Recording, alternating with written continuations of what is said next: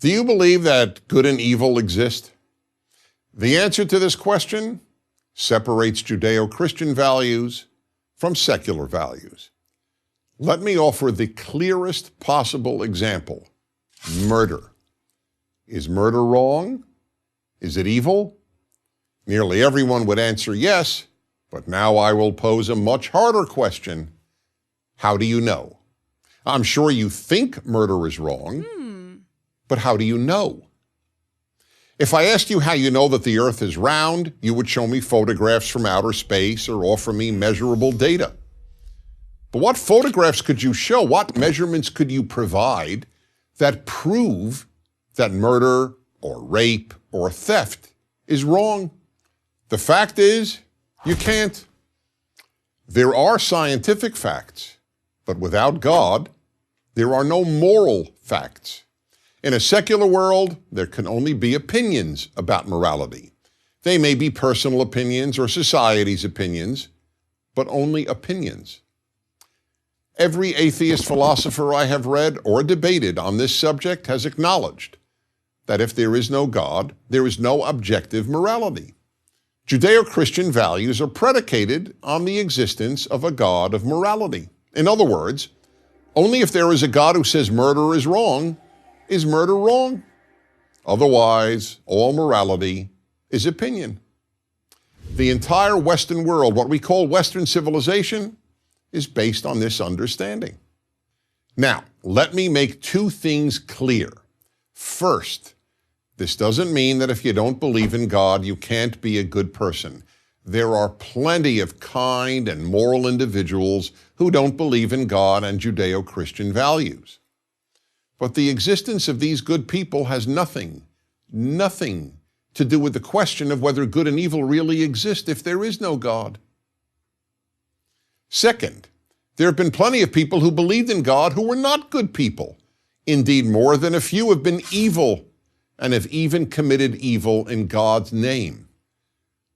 The existence of God doesn't ensure people will do good. I wish it did. The existence of God only ensures that good and evil objectively exist and are not merely opinions. Without God, we therefore end up with what is known as moral relativism, meaning that morality is not absolute, but only relative to the individual or to the society. Without God, the words good and evil are just another way of saying I like and I don't like.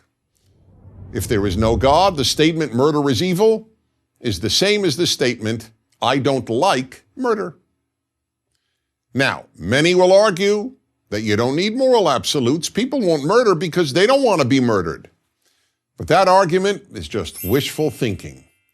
Hitler, Stalin, and Mao didn't want to be murdered, but that hardly stopped them from murdering about 100 million people.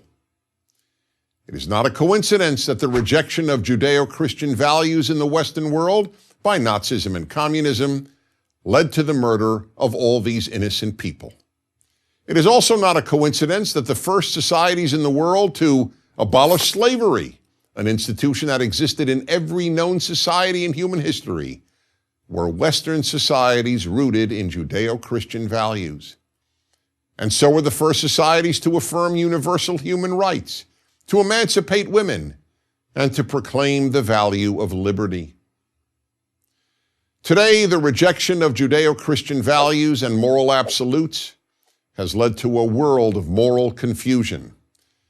In the New York Times in March 2015, a professor of philosophy confirmed this. He wrote, "What would you say if you found out that our public schools were teaching children that it is not true that it's wrong to kill people for fun? Would you be surprised? I was."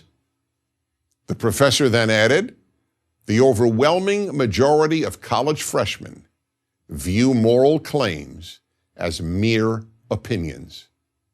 So then, whatever you believe about God or religion, here is a fact.